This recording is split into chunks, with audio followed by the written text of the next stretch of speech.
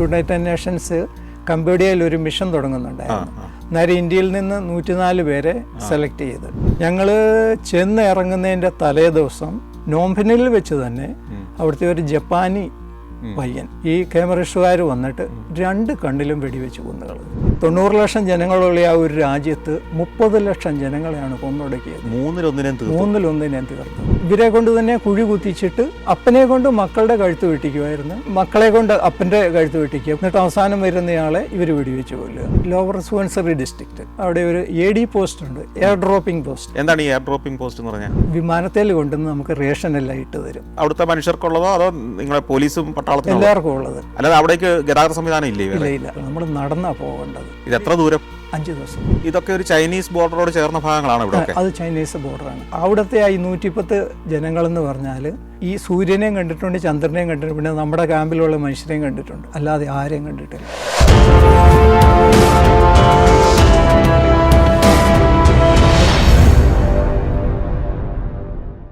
CRPF-ല് SP റാങ്കിൽ retire ചെയ്തൊരു മനുഷ്യൻ 40 വർഷത്തോളം CRPF-ൻ്റെ ഭാഗമായി ഇന്ത്യയുടെ വിവിധ ഭാഗങ്ങളിൽ വിവിധ ഓപ്പറേഷനുകളിൽ പങ്കെടുത്ത ഒരു വ്യക്തി, ശ്രീ കുര്യാക്കോസ് KV. അദ്ദേഹം ജീവിത കഥകൾ പറയുമായിരുന്നു, ആവേശം കൊള്ളിക്കുന്ന ജീവിത കഥകൾ. ആ കഥകൾ നമുക്ക് തുടരാം. ഈ AD പോസ്റ്റിൽ 1.5 വർഷം ഉണ്ടായിരുന്നു.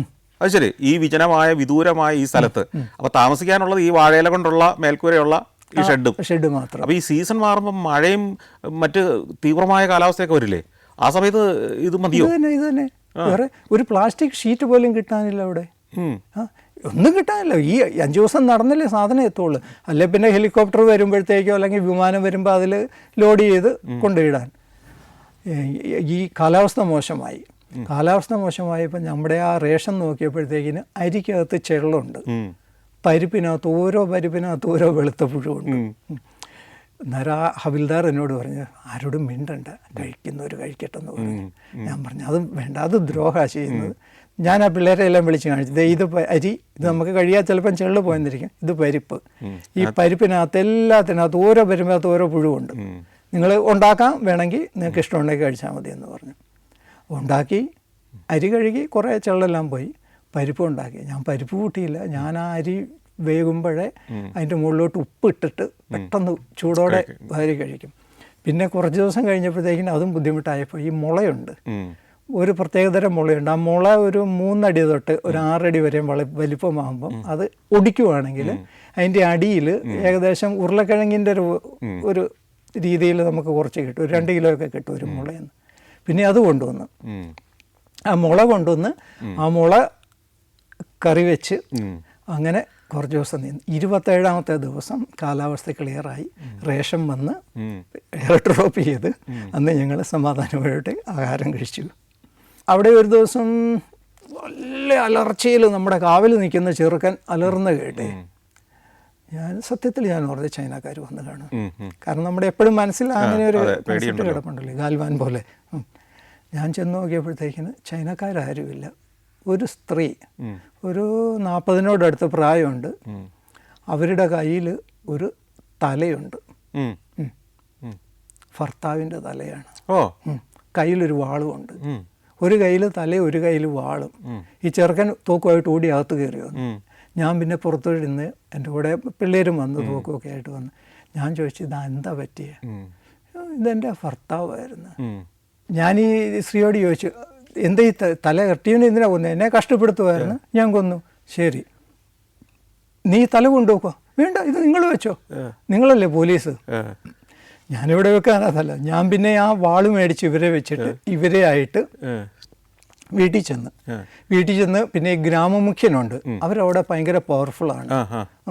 ഗ്രാമമുഖ്യനെ വിളിച്ച് പിന്നെ ഞങ്ങൾ ശവാടക സംസ്കാരത്തിൻ്റെ എല്ലാം പങ്കുചേർന്ന് അത് കഴിഞ്ഞ് കളക്ടർക്ക് മെസ്സേജ് കൊടുത്ത് നമ്മൾക്ക് ബാഹ്യ ലോകവുമായിട്ട് അവിടെയുള്ളവർക്ക് ആകെപ്പാടെ ഒരു കോണ്ടാക്റ്റ് ഉള്ളത് നമ്മളെ വയർലെസ് കമ്മ്യൂണിക്കേഷനാണ്. അന്നേരം നമ്മുടെ ഈ വയർലെസ് സെറ്റ് വഴി കളക്ടർക്ക് നേരിട്ട് നമ്മൾ ഇൻഫർമേഷൻ ചെയ്യുവാണ്. കളക്ടർ നമ്മുടെ എന്തെങ്കിലും ഒരു പ്രശ്നമുണ്ടെങ്കിൽ പെട്ടെന്ന് ഇടപെടുകയും ചെയ്യുമായിരുന്നു. അങ്ങനെ കളക്ടർ പറഞ്ഞ് ഒരു കാര്യം ചെയ്യും, ഇനി എന്ന് ഹെലികോപ്റ്റർ വരുന്നോ അന്ന് ഇവരെ ഡിസ്ട്രിക്ട് ഹെഡ് ക്വാർട്ടറിൽ വിട്ടേക്കാൻ പറഞ്ഞു. എന്നിട്ട് നമ്മളിവിടുന്ന് അവിടുത്തെ ഒരു ലോക്കൽ ഗ്രാമമുഖ്യനെയും കൂട്ടി ഹെലികോപ്റ്റർ വന്നപ്പോൾ ഇവരെ അങ്ങോട്ട് ഡിസ്ട്രിക്ട് ഹെഡ് ക്വാർട്ടറിൽ വിട്ട്.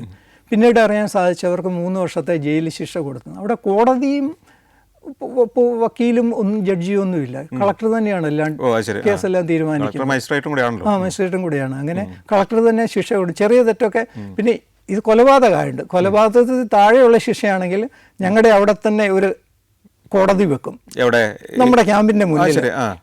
അവിടുത്തെ ഗ്രാമമുഖ്യന്മാർ വരും, ഒരു 3-4 പേരുണ്ട്. അവർ ഒരു പ്രത്യേകതരം കോട്ടൊക്കെ ഇട്ട് അവരുടെ ഈ ഗോത്രവേഷം എല്ലാം ഇട്ടുകൊണ്ട് വന്നിട്ട് ഈ നമ്മുടെ ഈ വിരലിന്റെ വീതിയുള്ള ഒരു ഇത്രയും നീളമുള്ള ഒരു 10-20 കമ്പ് അവരുടെ കയ്യിലുണ്ട്. 2 കൂട്ടരുടെയും കയ്യിൽ ഈ കമ്പുണ്ട്. ഇവരിങ്ങനെ ഈ കമ്പുമായിട്ട് വന്നിട്ട് അവരുടെ ഗോത്രഭാഷയിൽ ഈ ഒരു ഗ്രൂപ്പ് കുറേ ഇങ്ങനെ സംസാരിക്കും അവരുടെ ഭാഷ, നമുക്കൊന്നും മനസ്സിലാകില്ല. എന്നിട്ട് ഒരു കമ്പ് ഇങ്ങോട്ട് വെക്കും. അത് കഴിഞ്ഞ് മറ്റേ ഗ്രൂപ്പുകാർ കുറച്ച് നേരം സംസാരിച്ചിട്ട് ഒരു കമ്പ് ഇങ്ങനെ വെക്കും. എന്നിട്ട് ഇവർ തമ്മിൽ ഇങ്ങനെ സംസാരം നടന്ന് വൈകുന്നേരം വരെ നടക്കും. അവസാനം ഈ കമ്പ് എണ്ണി നോക്കും. ഇവിടെയാണോ കമ്പ് എണ്ണം കൂടുതൽ, ഇവിടെയാണോ കമ്പ് എണ്ണം കൂടുതൽ. കമ്പ് എണ്ണം കൂടുതലുള്ള ആ പക്ഷി ജയിച്ചു, മറ്റൊരു തോറ്റ്. ഇത് ഓരോ ആർഗ്യുമെന്റ് പോയിന്റ്സ് ആയിരിക്കും വെക്കുന്നത്. ശിക്ഷ എന്താന്ന് വെച്ചാൽ ജയിക്കുന്ന പക്ഷത്തിന് തോക്കുന്ന പക്ഷം ആഹാരം കഴിപ്പിക്കണം. ശിക്ഷ. അത് ആഹാരം കൊടുക്കുന്ന വീട് ഈ സാറ് കണ്ടുകിട്ടുണ്ടായിരിക്കുക, ഈ ടിബറ്റിലൊക്കെ പോകുമ്പോൾ യാക്കില്ലേ, അതിനോട് സിമിലർ ആയിട്ടുള്ള ഒരുതരം കാളകളുണ്ട് അവിടെ, മിഥുൻ എന്ന് പറയുന്നത്. അതൊരു കാള ഒരു 500-600 കിലോ ഒക്കെ വരും. തോക്കുന്ന കൂട്ടരുടെ ഒരു കാളയെ കൊണ്ടുവന്നിട്ട് വെട്ടി എല്ലാവരും ശാപ്പാട് കഴിക്കും. അത് വേറെ പ്രത്യേകത. ജയിക്കുന്നവർ മാത്രമല്ല തോക്കുന്നവർക്കും കൊടുത്ത്. അങ്ങനെ ഒരു ദിവസം ഒരു 5:30 ആയി കാണും വൈകുന്നേരം. അവിടെ 4 മണിയാകുമ്പോൾ ഇരുട്ടാകും. ഞങ്ങളുടെ ഒരു ഹെഡ് കോൺസ്റ്റബിള് ക്യാമ്പിൻ്റെ, അതായത് ഞങ്ങളുടെ മുറിയുടെ വാതിക്കെ നിൽക്കുവാണ്. പെട്ടെന്നൊരു ഇടിമിന്നൽ. ആ നിന്ന മനുഷ്യൻ കരിക്കട്ട പോലെ മരിച്ച. ഒരു രാജസ്ഥാനി നല്ല കളറുള്ള ഒരു മനുഷ്യൻ കരിഞ്ഞു പോയി.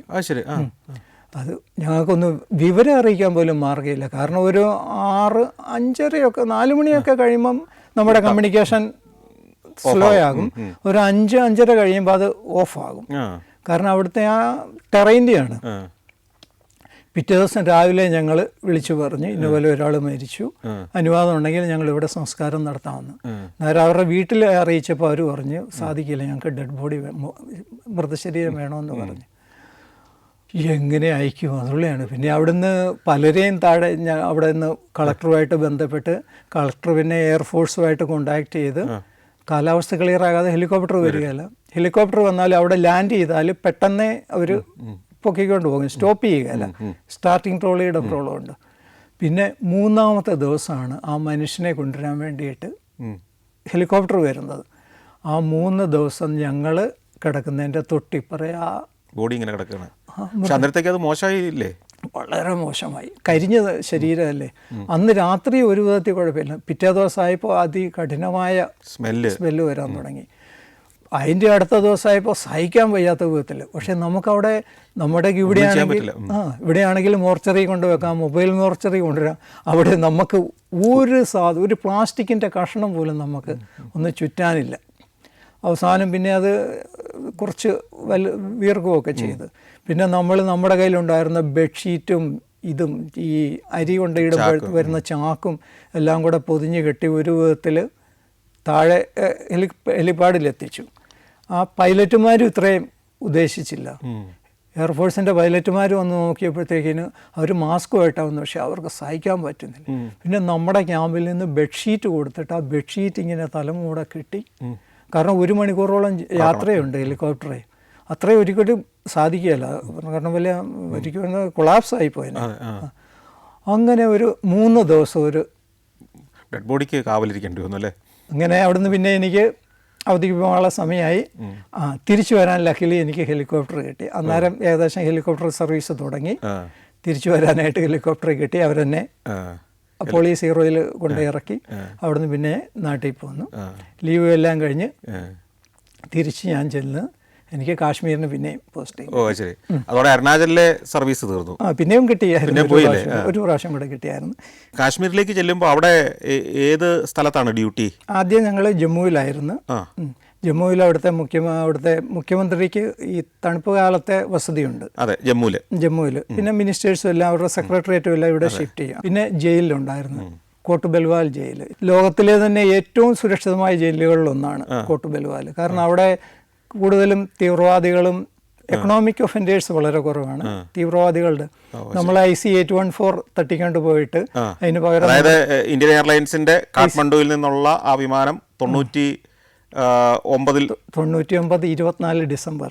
ഡിസംബറിൽ തട്ടിക്കൊണ്ടുപോയ സംഭവം, അതിലും ഒരു 5.5 വർഷം മുമ്പാണ് അവിടെ ഡ്യൂട്ടിയിൽ ചുമതലയിലേക്ക് ചെല്ലുന്നല്ലേ. ആ സമയത്ത് ഈ തട്ടിക്കൊണ്ടുപോയ സംഭവമായിട്ട് ബന്ധപ്പെട്ട ആളുകളുണ്ടോ? ഉണ്ട്.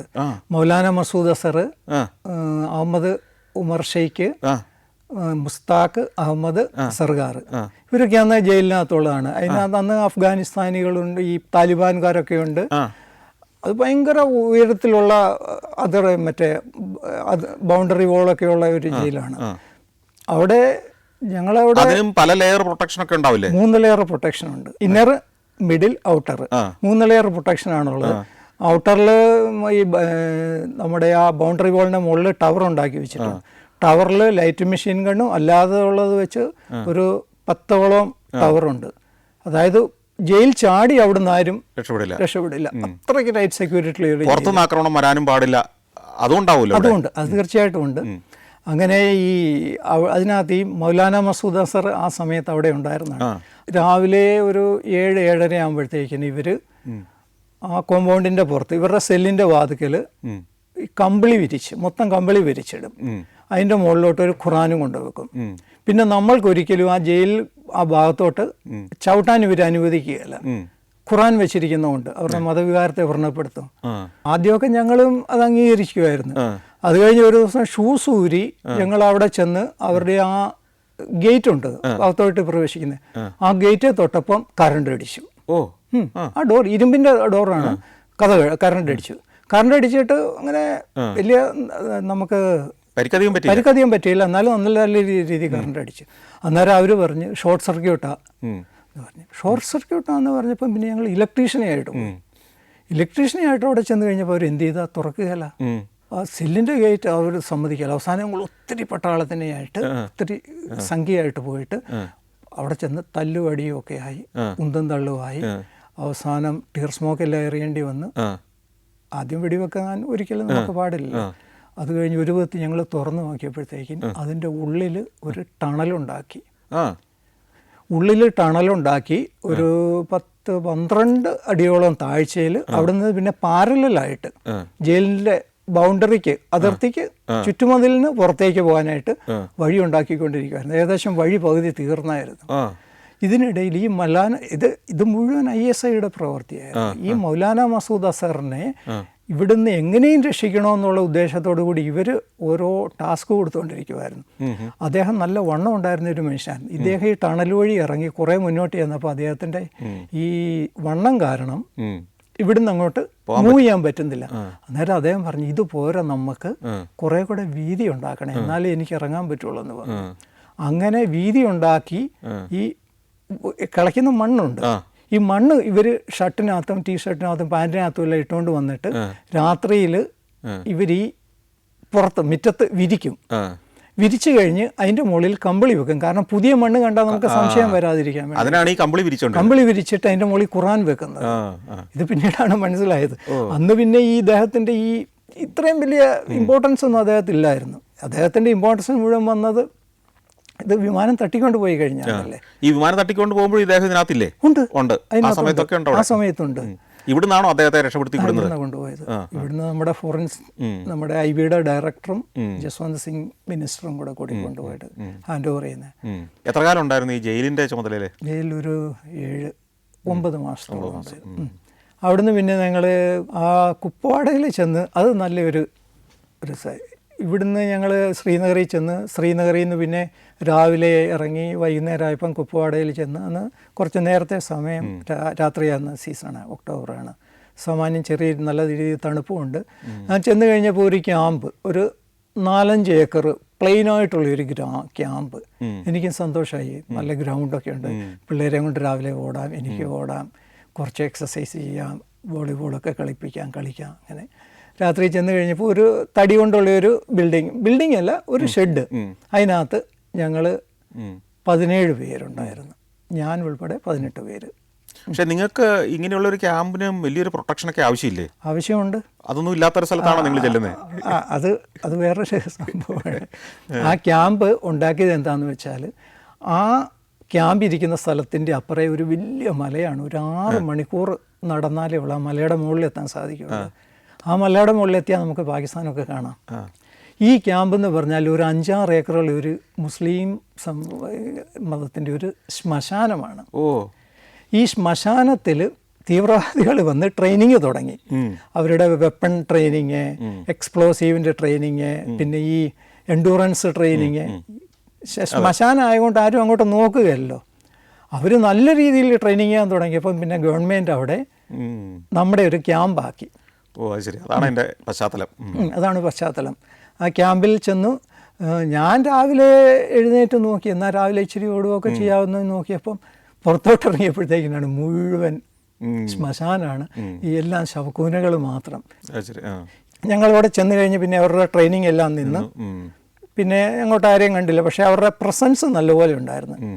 പിന്നെ എനിക്ക് അവിടുത്തെ ആ ലോക്കൽസ് ഉണ്ടല്ലോ, അവിടുത്തെ ഗ്രാമീണർ, അവരെപ്പോഴും ഞാൻ എപ്പോഴും നല്ല ബന്ധം അവരുമായിട്ട് കാത്തു സൂക്ഷിക്കുക. എവിടെ ചെന്നാലും അവിടെയൊക്കെ നല്ല ബന്ധം കാത്തു സൂക്ഷിക്കുക. അവർ എപ്പോഴും നമ്മളെ ഹെൽപ്പും ചെയ്യുമായിരുന്നു. എപ്പോഴും ഒരു 5-6 കുട്ടികൾ എൻ്റെ റൂമിലും എൻ്റെ അടുത്തുമൊക്കെ കാണും. ഞാൻ ഈ പുറത്തൊക്കെ പോകുമ്പോൾ വല്ല ബിസ്ക്കറ്റ്, മിഠായിയൊക്കെ മേടിച്ചു കൊടുക്കും, പഴങ്ങളൊക്കെ മേടിച്ചു കൊടുക്കും. പിന്നെ ഈ പ്രായം ചെന്ന, അതായത് ഇച്ചിരി ഒരു 60-70 വയസ്സായ കാർന്നമാരെയൊക്കെ കാണുമ്പോൾ ഞാൻ വിഷ് ചെയ്ത് അവരെ കൊണ്ടുവന്ന് ചായയൊക്കെ കൊടുത്ത് ഇങ്ങനെ സംസാരിച്ച് അവരുടെ പഴയകാല ചരിത്രങ്ങളുമൊക്കെ ഇങ്ങനെ ചോദിച്ച്, അങ്ങനെ നല്ലൊരു ബന്ധം ഉണ്ടായിരുന്നു എനിക്ക് അവർ. ഇങ്ങനെ അവിടെ കഴിഞ്ഞ് പബ്ലിക്കുമായിട്ടൊക്കെ ഞാൻ നല്ല ബന്ധമായി. അങ്ങനെ വലിയ കുഴപ്പമൊന്നുമില്ലാതെ പോയി. അന്നേരം ആഗസ്റ്റ് 15, ജനുവരി 26 എവിടെയാണെങ്കിലും ഏത് സെക്യൂരിറ്റി ഫോഴ്സിൻ്റെ ക്യാമ്പിനാണെങ്കിലും ഏറ്റവും കൂടുതൽ ഞങ്ങൾ അലർട്ട് ചെയ്യുന്ന ഒരു സമയമാണ് ഈ ആഗസ്റ്റ് 14 എന്ന് പറഞ്ഞാൽ പാകിസ്ഥാൻ്റെ സ്വാതന്ത്ര്യ ദിനം. ഞങ്ങളെ തൊട്ടതിർത്തി കിടക്കുന്നതുകൊണ്ട് പാകിസ്ഥാൻ്റെ സ്വാതന്ത്ര്യ സമരത്തിനാണ് കൂടുതൽ ഞങ്ങൾക്ക് അപകട സാധ്യതയുള്ളത്.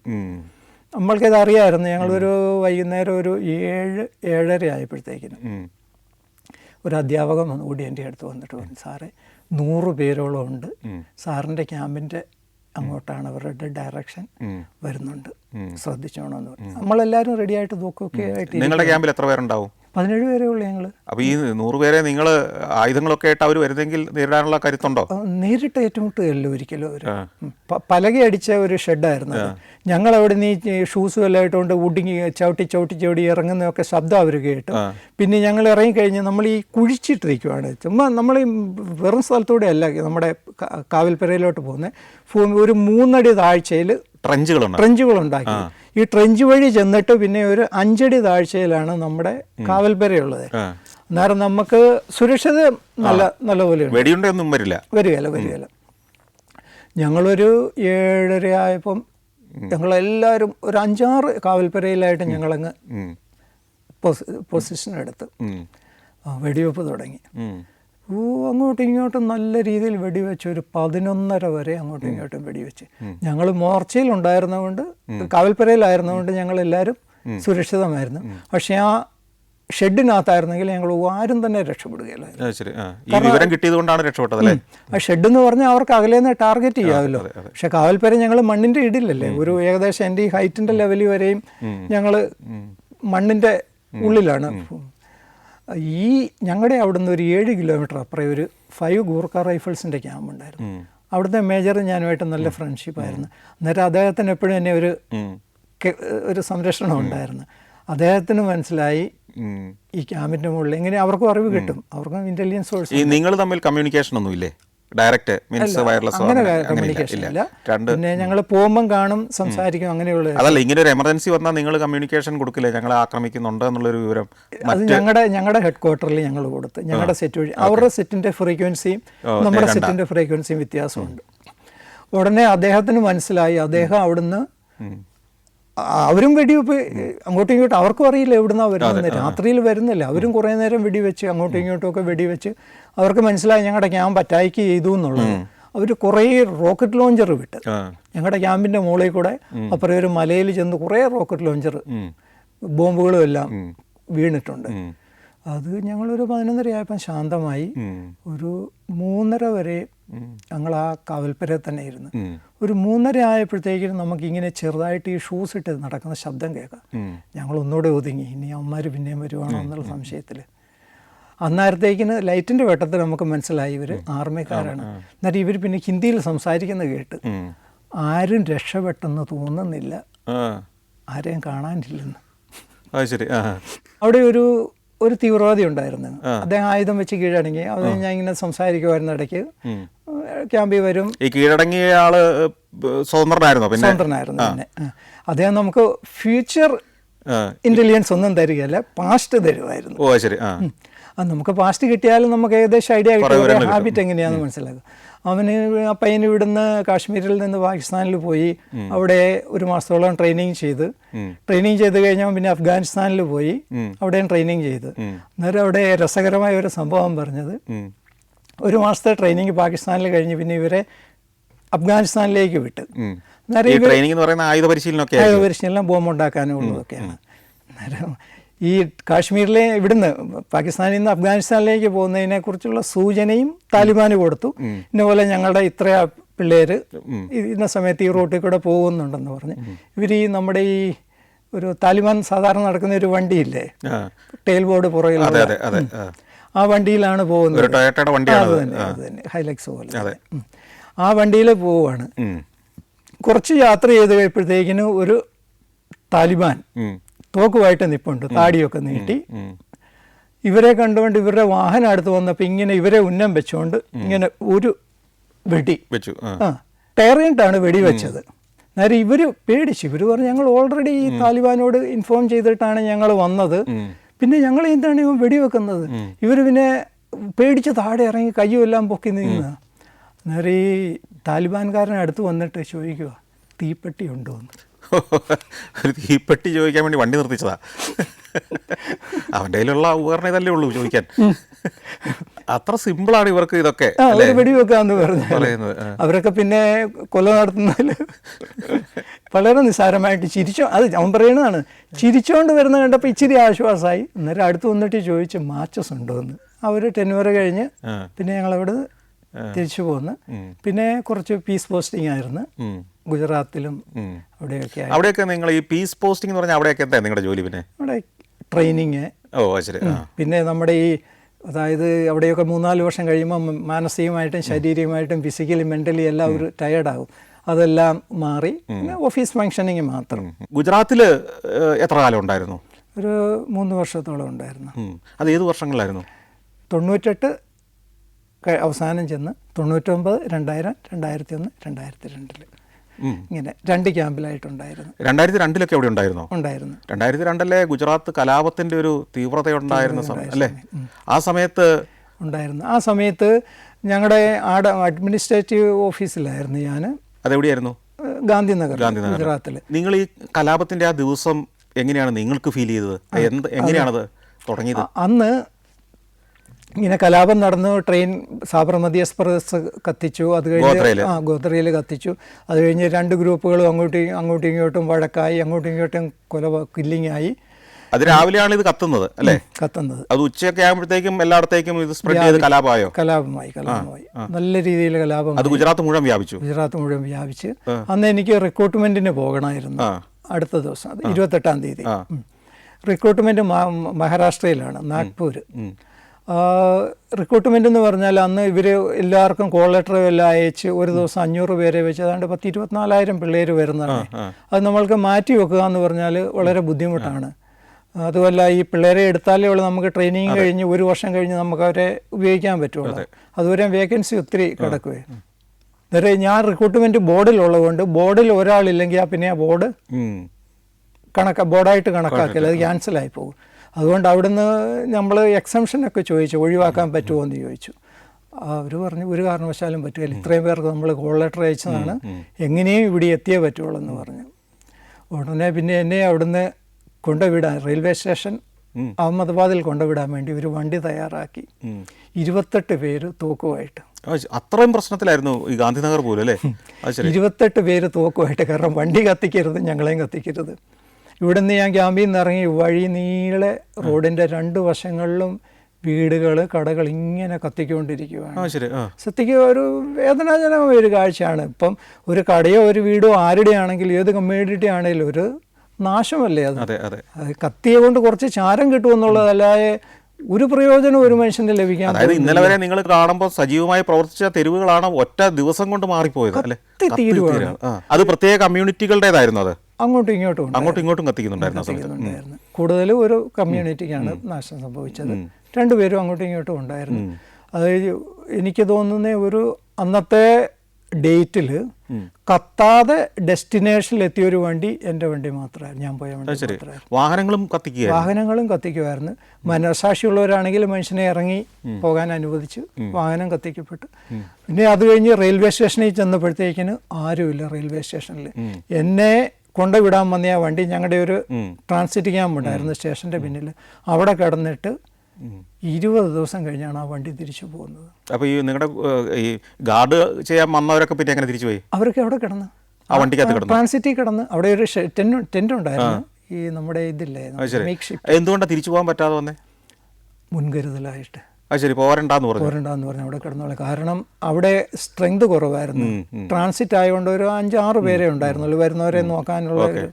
ഇവരിത്രയും പേര്, കാരണം അന്നത്തെ ഞാൻ വൈകുന്നേരം ആയപ്പോഴത്തേക്കിന് ഏകദേശം 5000 പേരോളം ആ TC ക്യാമ്പിൽ, ഞങ്ങളുടെ ആ ട്രാൻസിറ്റ് ക്യാമ്പിൽ പ്രവേശിച്ച് ജീവൻ പേടിച്ച് രക്ഷിക്കണമെന്ന്. അപ്പോൾ അവരെയും പ്രൊട്ടക്ട് ചെയ്യേണ്ട ജോലി നിങ്ങളെ നമ്മൾ പ്രൊട്ടക്ട് ചെയ്യേണ്ടി വന്നു. അത് റെയിൽവേ സ്റ്റേഷൻ്റെ തൊട്ടടുത്താണ്. സ്റ്റേഷനിൽ നിന്ന് ഒരു 150 മീറ്റർ അത്രേ ഉള്ളൂ.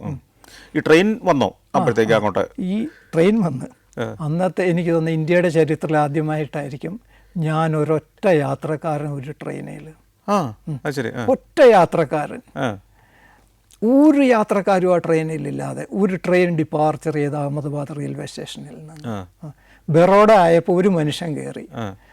അന്നേരത്ത് ഈ ട്രെയിനിൽ മുഴുവൻ കാലിയായതുകൊണ്ട് അതിയാന് ഭയങ്കര പേടി. അന്നേരം TT എൻ്റെ അടുത്ത് കൊണ്ടുവന്നു. എൻ്റെ CRPയുടെ ഒരു ഓഫീസർ ഇതിനകത്ത് ഇരിപ്പുണ്ട്, അവിടെ ഇരുന്നോളാൻ പറഞ്ഞു. TT എൻ്റെ അടുത്ത് കൊണ്ടുവന്നിട്ട് സാറേ ഈ ദേഹമുണ്ട്, ദേഹത്തിന് ട്രെയിനിൽ നിന്ന് ഇറങ്ങി പോകണമെന്നും പറഞ്ഞാൽ ഞാൻ പറഞ്ഞു കുഴപ്പമില്ല പൊക്കോളാൻ പറഞ്ഞ് ഇവിടെ ഇരുന്നു. അന്നേരം ഞാൻ TTയോട് ചോദിച്ചു എന്താ വേറെ ആരും ഇല്ലെന്ന് ചോദിച്ചു. അന്നേരം പറഞ്ഞു ഒറ്റ പാസഞ്ചർ അഹമ്മദാബാദിൽ നിന്ന് കയറി നിങ്ങൾ മാത്രമാണ്. ശരി. പിന്നെ തിരിച്ച് അഹമ്മദാബാദിലേക്ക് വരുമ്പോഴുള്ള സ്ഥിതി എന്താണ്? അന്നേരം എല്ലാം ശാന്തമായി. എത്ര ദിവസം കഴിഞ്ഞാൽ തിരിച്ചു വരുന്നത്? ഞാനൊരു മാസത്തോളം എടുത്ത്. ശരി. വലിയ റിക്രൂട്ട്മെന്റ് ഒരു മാസം നീണ്ടു തോന്നുന്നല്ലേ? അതുകൊണ്ട് ശരിക്കും പറഞ്ഞാൽ ഇതിന്റെ യഥാർത്ഥ കത്തൽ കാണാൻ പറ്റിയില്ല. യഥാർത്ഥ കത്തൽ കണ്ട് പോയ അന്ന് അല്ല, തുടർന്നുള്ള ദിവസങ്ങളിൽ പിന്നെ ക്രമേണ ശാന്തമായിരുന്നു. പിന്നീട് ഓർമ്മിക്കുന്ന സംഘർഷഭരിതമായ കാലം ഏതായിരുന്നു? പിന്നെ മണിപ്പൂരിലായിരുന്നു. നിങ്ങൾ ചെല്ലുമ്പോൾ മണിപ്പൂരിലെ അവസ്ഥ എന്താ? വളരെ ഭീതികരമായ അവസ്ഥ. അതായത് അന്ന് എന്തൊക്കെയാ കണ്ടേ? വഴിയുടെ 2 സൈഡിലും മുഴുവൻ കത്തിയ വണ്ടികൾ, കത്തിയ വീടുകൾ, സ്കൂളുകൾ. അതായത് ഒരു നിവൃത്തിയില്ല. ഇത് കാണുന്ന നേരം വെളുത്ത് അങ്ങോട്ടും ഇങ്ങോട്ടും കൊല്ലുന്നു, വെടിവെക്കുന്നു, കഴുത്ത് കണ്ടിക്കുന്നു. ഇതൊക്കെ കാണുന്നതും. നിങ്ങൾക്ക് ആക്ഷനുള്ള അനുമതി കിട്ടിയിട്ടുണ്ടായിരുന്നില്ലേ? ഇത്രയും വഷളാകുന്നതിന് മുന്നേ നമുക്കത് സോൾവ് ചെയ്യാമായിരുന്നു. ഈ പോലീസ് ശരിക്കും പറഞ്ഞാൽ അവിടെ ഈ 2 വിഭാഗമായിട്ട് തിരിഞ്ഞോ? പോലീസും ഈ കുക്കികളും മെയ്തേകളുമായിട്ട് ഇവർ തമ്മിൽ അടിക്കുന്ന സ്ഥിതി ഉണ്ടായോ? പോലീസുകാർ തമ്മിൽ? ഈ മണിപ്പൂർ വെച്ച് നമ്മുടെ നേരെ ആക്രമണങ്ങൾ ഉണ്ടായിട്ടുണ്ടോ? പല പ്രാവശ്യം ഉണ്ടായിരുന്നു. പല പ്രാവശ്യം എൻ്റെ വണ്ടിയെല്ലാം വളഞ്ഞു. ഈ ക്യാമ്പിൻ്റെ അവിടുന്ന് 900 മീറ്റർ ഇപ്പുറം ഞാൻ ചെന്നപ്പോഴത്തേക്ക് ഒരു വെടി, ഗേറ്റ് പൊട്ടിച്ച് ഇവരകത്തോട്ട് കയറി ആയുധപ്പര ഇരിക്കുന്നിടത്തോട്ട് ഓടി പോകാൻ തുടങ്ങി. പിന്നെ ഒരു രക്ഷയില്ലാതെ നമ്മൾ വെടിവെക്കേണ്ടി വന്നു. മലയാളത്തിൽ ഈ അടുത്ത കാലത്ത് ഉണ്ടാന്ന് പറഞ്ഞൊരു സിനിമ തന്നെ ഇറങ്ങി, ഈ മാവോയിസ്റ്റ് മേഖലയിൽ ഇലക്ഷന് പോകുന്ന ഒരു പോലീസ് ഓഫീസറുടെ കഥയൊക്കെ ആയിട്ട്. അത്ര അനുഭവം നിങ്ങൾക്കുണ്ടോ? വൈകുന്നേരം ഒരു 8:50 ഞാൻ പറഞ്ഞു നിങ്ങളെല്ലാവരും കമ്പിളി എടുത്തു, നമുക്ക് ആ മാവിൻ്റെ ചുവട്ടിൽ പോയി കിടക്കാമെന്ന് പറഞ്ഞു. ഒരു 2:30-3 മണിയായപ്പോൾ താമസിച്ചുകൊണ്ടിരുന്ന ആ ബിൽഡിങ് പൊട്ടിപ്പോയി.